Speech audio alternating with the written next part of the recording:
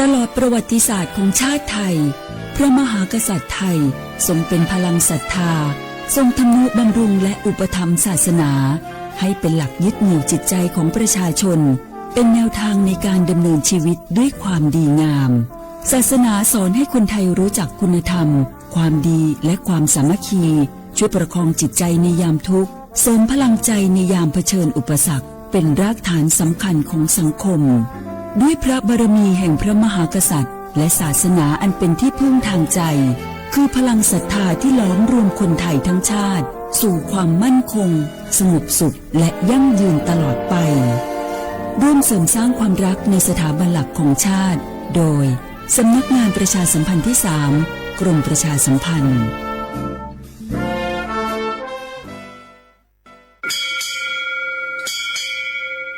โอบูดาจ้าโอบิโชเปอร์เหมือนสุงคาปอกว่าย้อจงโอดูธรรมาสถานีวิทยุภาษาชาติพันธุ์แห่งเดียวในประเทศไทยทันสมัยเชื่อถือได้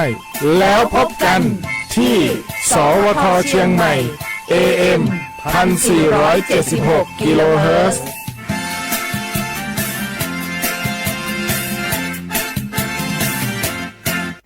มะเร็งปากมดลูกรักษาได้ถ้าตรวจเจอระยะแรกหญิงไทยอายุ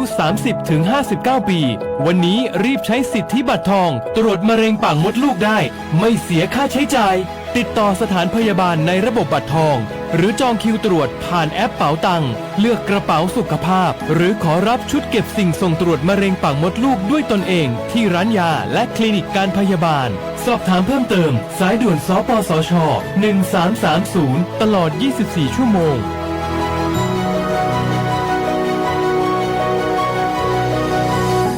ใครๆก็รู้กันถุงยางอนามัยพกเอาไว้ช่วยได้ช่วยป้องกันโรคอันตรายที่มากับเพศสัมพันธ์ทั้งซิฟิลิสหนองในเอดส์ไวรัสตับอักเสบบีหรือแม้แต่มะเร็งปากมดลูกช่วยป้องกันถ้ายังไม่อยากมีลูกหรือท้องไม่พร้อมตอนนี้แต่ที่ยังไม่รู้คือไม่ใช่สิทธิ์บัตรทองก็มีสิทธิ์ขอรับถุงยางอนามัยได้รวมถึงยาคุมกำเนิดฟรีสิทธิประโยชน์สำหรับคนไทยทุกคนสอบถามเพิ่มเติมสายด่วนสปสช1330ตลอด24ชั่วโมง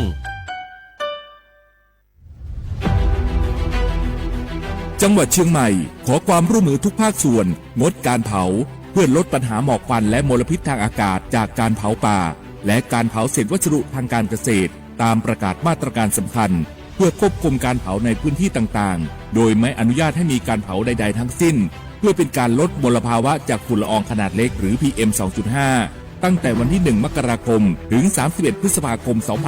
2569 หากจำเป็นสามารถลงทะเบียนขออนุมัติผ่านระบบไฟล์ดีและเบิร์นเช็คได้ฝ่าฝืนต้องระวังโทษจำคุกและปรับหรือทั้งจำทั้งปรับจังหวัดเชียงใหม่ส่งเสริมการใช้เทคโนโลยีในการจัดการขยะและเศษวัสดุทางการเกษตรเพื่อลดการเผาในอนาคตและสร้างสภาพแวดล้อมที่ดีขึ้นในระยะยาวหากพบเห็นการเผาในพื้นที่ห้ามเผาหรือพบผู้กระทำความผิดสามารถแจ้งข้อมูลได้ที่ 053-112-808 หรือ 191 ตลอด 24 ชั่วโมง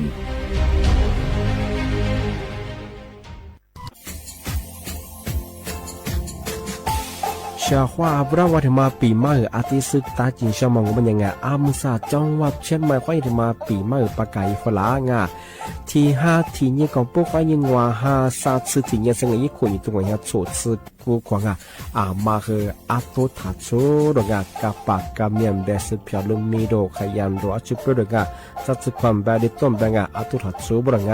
อาทิยาวพื้นที่หรือตัวจางโง่เป็นยังก็ยาระบบไฟดีข้อนี้มาอนุญาตอยู่ไม่คือมาคืออาตุทัชบรางอาทิยังปีความว่าตุสองเป็นยังฝ่าฝืนยังคือกลุ่มหมายละชัวยาชัวยาจรางอาทิบ้างก็เป็นยังมาอาตุชัวอาตุเบียพมองโง่เป็นยังอาวุธโทแจ้งศูนย์อำนวยการแก้ไขปัญหาหมอกควันอาทิยังคือฝุ่นละอองมาคือจังหวัดเชียงใหม่ยี่เบอร์โทรโง่เป็นยัง053อาทิยัง112808วิธีมาโง่เป็นยังสำนักงานประชาสัมพันธ์จังหวัดเชียงใหม่ก็ยินดีปีมาทีดีพักกายฝรั่งอันนี้ประกาศมาก็ตะวันเลยยินจะหลับฝรั่ง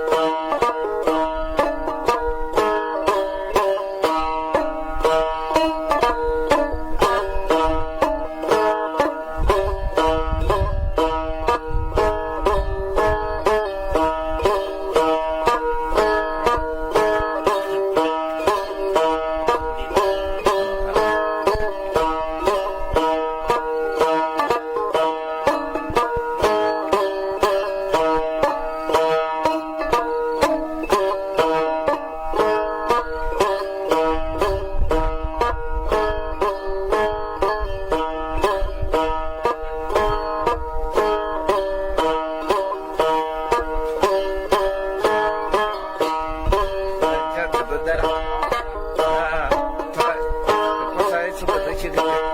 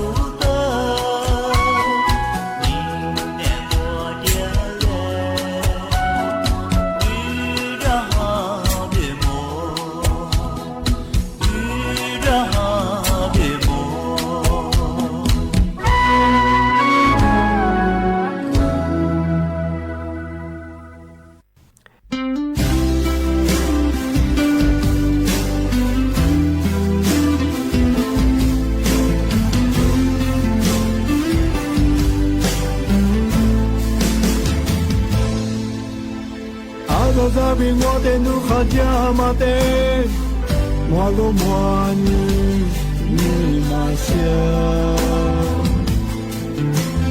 我苗表明努贝都阿扎扎起了，努们的光我的你罗罗表明，努你马关啊，苏的你那贝。努尼玛比努尼阿只念我的忙啊贝，我努尼的高的嘞，我只有的米里更好，阿门古古我米努的玛米努，我努尼的高的嘞，我只有的米。阿门古古暖米，我的米亮哎。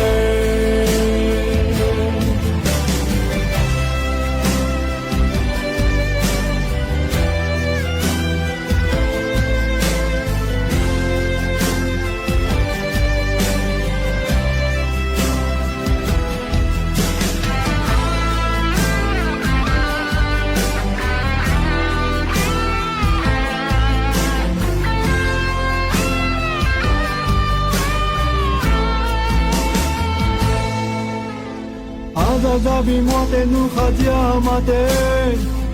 我罗摩尼玛夏。我苗表明努贝都阿扎扎起了，努们努光我的你罗罗表明，努尼玛关啊，苏的你那贝。努尼玛比努尼阿只念我的忙啊贝，我努尼的高个嘞，我只有的米里更好，阿门古古我米努的玛尼努，我努尼的高个嘞，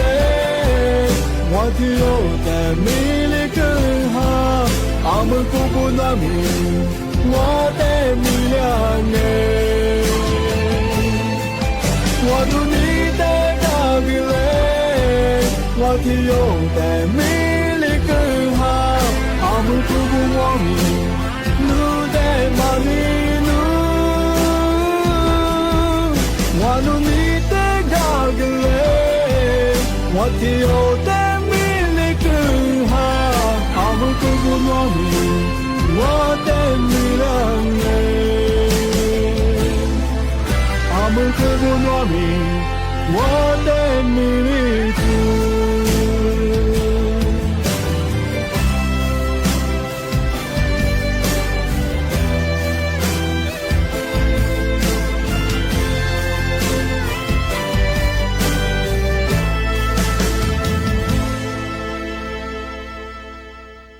我是在画不来画画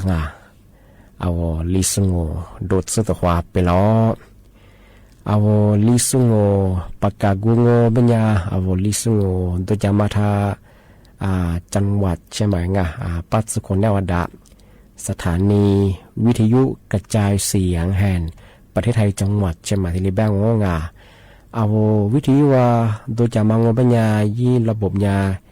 AMยี่ความถี่ของเฮอติตูลี่ฮาสิซือโชคือกว่าโจญาโดลังวิทยุเนี่ยที่ทาวFacebook เฮอไลฟ์สดจะยี่ชื่อเพลงของเฮอสวทเชียงใหม่ AM 1476กิโลเฮิรตซ์ลิโบญาโดลังลิซึ่งมันจะเฮอแน่ๆที่ควาโดที่มลอที่ควาโดที่มลอมันจะเฮอหนีมุควาเยซาโมดวะแน่ๆไปเฮอหนีที่ช่วยแน่ๆไปเฮอชมโมควาเยเจโมซดงที่จุมดงนะที่เยควาเยน่ะเยซที่นี่เลยดงที่นี่เชื่อว่าเวลาว่าที่มาปีใหม่ที่มาซึ่งจริงๆมันก็เป็นยามาสาธาสปสชมันก็คือสำนักงานรับประกันสุขภาพขวัญเวลา กูจือีสิที่มาที่เลยฟีที่กิวบ้างที่บ้านมีอะไรวกูจะมาว่าอยู่สูงเป็นยังจะเมื่อกูเดินนี่เดินจุดสูที่นี่จะเนี่ยเหตุการณ์ยังเป็นยังว่าที่กูจะมาว่าใช้สิ่งที่ว่าเยี่ยเป็นฟียี่ฟีบ่มาเชื่อของกันที่สปสชคนที่ใช้สิ่งที่เกี่ยวกับยี่สิบมังที่บ้านก็เป็นยังยี่วัวที่มังเป็นยังจะเมื่อกูดูนี่ตัวจะส่งเป็นยังก็กูเนี่ยไม่ใช่ก็ตัวยี่ไม่ใช่ว่าวิจุนั่งยี่มีความเสี่ยงจังไงยี่อะไรสิบห้าจังมาเหงที่กับกูเนี่ยไม่ใช่ที่เนี่ยคือต้าสาวที่ได้เยี่ยบ้างว่าจะเมื่อกูดูนี่ตัวจะแบบปีขวานโนขี้เนี่ยบ้างร้องเพลงมาจะแบบที่สปสชยังไงยี่สิบมาคือฟีที่ดีเกือบไม่ใช่โนยิ่งยี่ชี้คือกับกูเนี่ยว่าจะเนี่ยคนนี้อันลิจามันก็ใช่ยี่มีความเสี่ยงจังไงมาเหงที่เกิดตัวเยี่ยไม่ใช่ไม่ฟิบมาเชื่อนี่มาถึงมังเป็นยายี่สิกูยี่ที่เนี่ยตรวจปัสสาวะคือที่กับกูเนี่ยไม่ใช่ที่เนี่ยคือคับกรองภาวะซึมหรือที่เนี่ยคือ HIV ที่เนี่ยคือทาราซิเมียจีคนได้แบ่งก็เดือดคือยี่สิกับกูเนี่ยแต่กับกูเนี่ยสิยี่ล้นมาจวงมีความเสี่ยงจะมาขยะที่เล็กกับกูเนี่ยแบ่งฟิลเบอร์มาเชิงสามาที่มังเป็นยาวัคซีนวัคซีนก้าแบบเช่นวัคซีนก้ามังเป็นยาคอติบ้างที่จะคือที่มันก็คือบัตรยัดที่จะคือวัคซีนไข้หวัดใหญ่ที่มันคือก้าบ้างเดี๋ยววันนี้ว่าจะเมื่อกูดูนี่ตัวสูงที่นี่คือจะเนี่ยคือกันยังที่ถึงมังเป็นยาเวลาเน็ตสึกมากก็ชอบเน็ตสึกมันจะคือบำรุงเสริมท่าเหล็กบ้างที่นี่คือกูดูกูมีเคยกูยี่ฉันจนเน็ตสึกกูดูเนี่ยคือยี่วิตามินจอมเน็ตสึกมาคือยี่ประโยชน์มาคือที่เรียกกิจจาไม่ใช่ที่ถึงมังเป็นยาเน็ตสึกต่อต้านไวรัสปีข้องเป็นยาที่โรคHIV หรือว่าป้องกันติดเชื้อจากแม่สูตรลูกเป็นมังมาคือยี่ในสืบป้องกันยังมาคือที่เรียกเกลือไม่ใช่แต่มาคือ20ที่ว่าสันเนี่ยตรงที่จุดสันเมื่อกูดูนี่ตัวสุดเจสันเนี่ยคือกันยังมังที่ถึงมังเป็นยาตรวจหน้าหุกแนวกับกูเยี่ยมาจะเซอร์ลิงมามาคือกับกูเนี่ยที่นี่คืออีกคนเนี่ยคือทำความสะอาดเยี่ยบ้างที่นี่ปีว่าหิปูห้ามยังมันเนี่ยคือขุดหิปูที่เยี่ยบ้างมาคือ20มังที่ถึงมังเป็นยาประเมินสุขภาพจิตที่นี่คือตรวจหลังคลอดปีว่าคือหนาวก็ย่อมันเนี่ยคือยาตรวจสุขภาพจิตเยี่ยตรวจร่างกายที่นี่คือ